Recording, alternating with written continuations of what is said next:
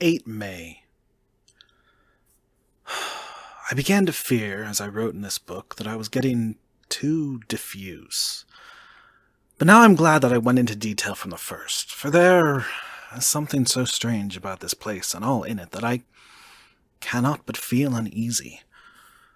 I wish I were safe out of it, or that I had never come. And maybe that strange night existence is telling on me, but would that were all. If there were anyone to talk to, I could bear it, but there's no one. I have only the Count to speak with, and he... I fear I am myself the only living soul within this place. Let me be prosaic so far as facts can be. It will help me to bear up, and imagination must not run riot with me. If it does, I am lost. Let me say at once how I stand, or seem to. I only slept a few hours when I went to bed, and feeling that I could not sleep any more, got up. I had hung my shaving glass by the window, and was just beginning to shave. Suddenly I felt a hand on my shoulder, and heard the Count's voice saying to me, "Good morning." I started, for it amazed me that I had not seen him, since the reflection of the glass covered the whole room behind me. In starting I had cut myself slightly, but did not notice it at the moment. Having answered the Count's salutation, I turned to the glass again, to see how I had been mistaken. This time there could be no error, for the man was close to me, and I could see him over my shoulder. But there was no reflection of him in the mirror. The whole room behind me was displayed, but there was no sign of a man in it, except myself. This was startling, and coming on top of so many strange things, was beginning to increase that vague feeling of uneasiness which I always have when the Count is near. But at the instant I saw that the cut had bled a little, and the blood was trickling over my chin. I laid down the razor, turning as I did so half round to look for some sticking plaster. When the Count saw my face, his eyes blazed with some sort of demoniac fury, and he suddenly made a grab at my throat. I drew away, and his hand touched the string of beads which held the crucifix. It made an instant change in him, for the fury passed so quickly that I could hardly believe it was ever there. "Take care," he said. "Take care how you cut yourself. It is more dangerous than you think in this country." Then, seizing the shaving glass, he went on, "And this is the wretched thing that has done the mischief. It is a foul bauble of man's vanity. Away with it!" And opening the heavy window with one wrench of his terrible hand, he flung out the glass, which was shattered into 1,000 pieces on the stones of the courtyard far below. Then he withdrew without a word. It's very annoying, for I do not see how I am to shave, unless in my watch case or the bottom of a shaving pot, which is fortunately of metal. When I went into the dining room, breakfast was prepared, but I could not find the Count anywhere. So I breakfasted alone. It is strange that as yet I have not seen the Count eat or drink. He must be a very peculiar man.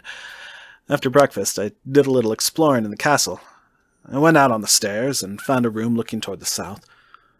The view was magnificent, and from where I stood there was every opportunity of seeing it. The castle is on the very edge of a terrible precipice. A stone falling from the window would fall 1,000 feet without touching anything. As far as the eye can see is a sea of green treetops, with occasionally a deep rift where there's a chasm. Here and there are silver threads where the rivers wind in deep gorges through the forest. But I am not in heart to describe beauty, for when I had seen the view I explored further. Doors, doors, doors everywhere, and all locked and bolted. In no place save from the windows in the castle walls is there an available exit. The castle is a veritable prison, and I am a prisoner. When I found I was a prisoner, a sort of wild feeling came over me. I rushed up and down the stairs, trying every door and peering out of every window I could find. But after a little, the conviction of my helplessness overpowered all other things. When I looked back after a few hours, I think I must have been mad for the time, for I behaved much as a rat does in a trap.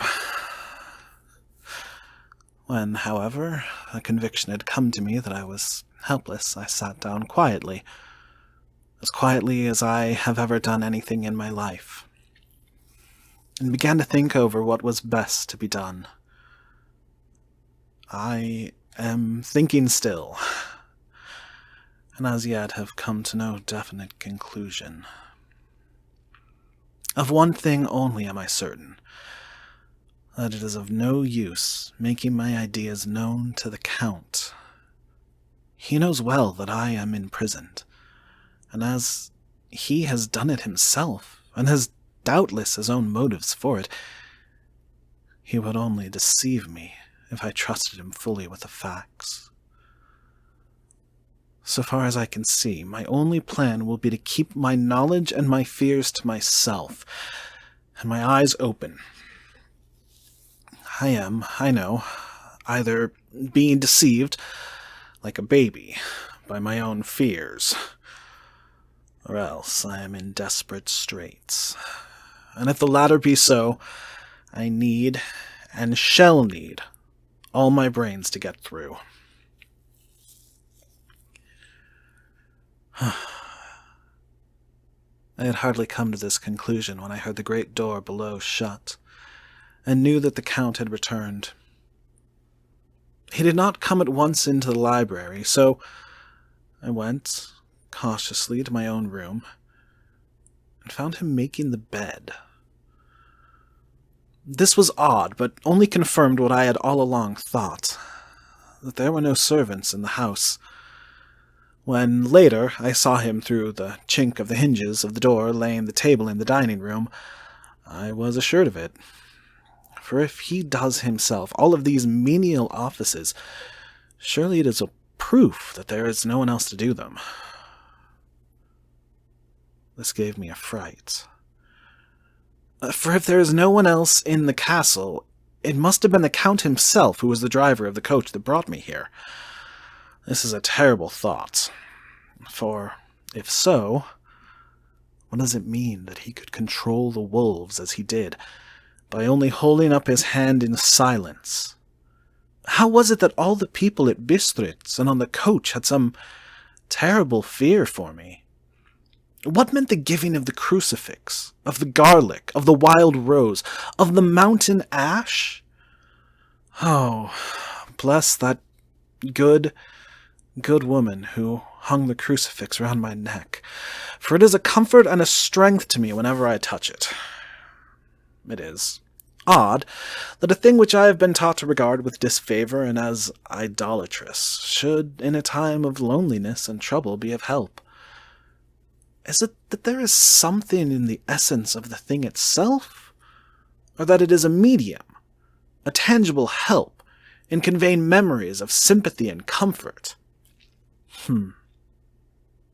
Sometime, if it may be, I must examine this matter and try to make up my mind about it. In the meantime, I must find out all I can about Count Dracula, as it may help me to understand. Tonight he may talk of himself if I turn the conversation that way. I must be very careful, however, not to awaken his suspicion. Midnight. I have had a long talk with the Count. I asked him a few questions on Transylvania history, and he warmed up to the subject wonderfully. In his speaking of things and people, and especially of battles, he spoke as if he had been present at them all.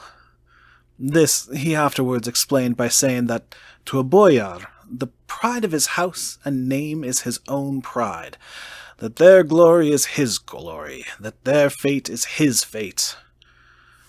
Whenever he spoke of his house, he always said we, and spoke almost in the plural, like a king speaking. I wish I could put down all he said exactly as he said it, for to me it was most fascinating. It seemed to have in it a whole history of the country. He grew excited as he spoke, and walked about the room pulling on his great white mustache and grasping anything on which he laid his hands, as though he would crush it by main strength. One of the things he said, which I shall put down as nearly as I can, for it tells in its way the story of his race.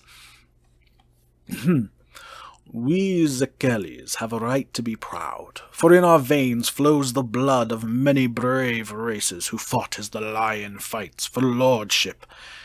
Here in the whirlpool of European races, the Ugric tribe bore down from Iceland the fighting spirit which Thor and Vodin gave them, which their berserkers displayed to such fell intent on the seaboards of Europe, aye, and of Asia and Africa too, till the peoples thought that the werewolves themselves had come. Here, too, when they came, they found the Huns, whose warlike fury had swept the earth like a living flame, till the dying people held that in their veins ran the blood of those old witches, who, expelled from Scythia, had mated with the devils in the desert. Fools! Fools! What devil or witch was ever so great as Attila, whose blood is in these veins? He held up his arms. Is it a wonder that we were a conquering race, that we were proud, that when the Magyar, the Lombard, the Avar, the Bulgar, or the Turk poured his thousands on our frontiers, we drove them back?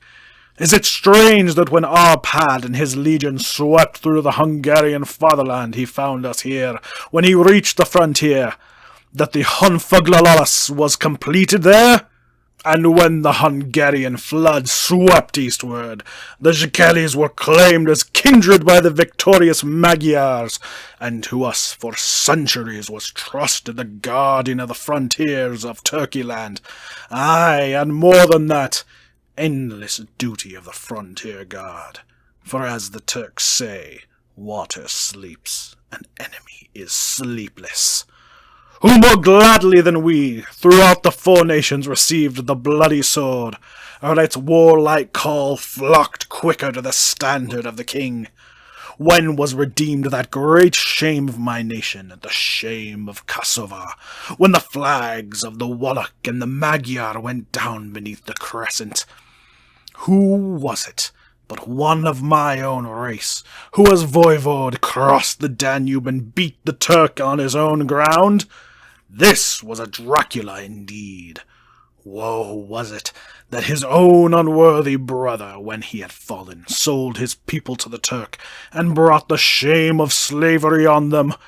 Was it not this Dracula indeed who inspired that other of his race, who in a later age again and again brought his forces over a great river into Turkeyland, who, when he was beaten back, came again and again and again, though he had to come alone from the bloody field where his troops were being slaughtered, since he knew that he alone could ultimately triumph? They said that he thought only of himself. Bah! What good are peasants without their leader? Where ends the war without a brain and a heart to conduct it? Again, when, after the Battle of Mohacs, we threw off the Hungarian yoke, we of the Dracula blood were amongst their leaders, for our spirit would not brook that we were not free.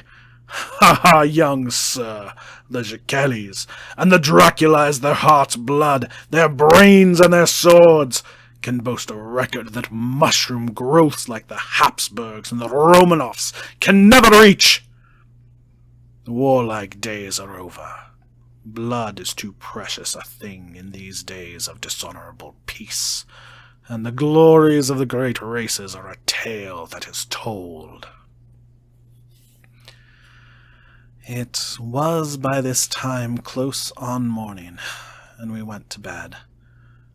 Ma'am, this diary seems horribly like the beginning of the Arabian Nights, for everything has to break off at cockcrow.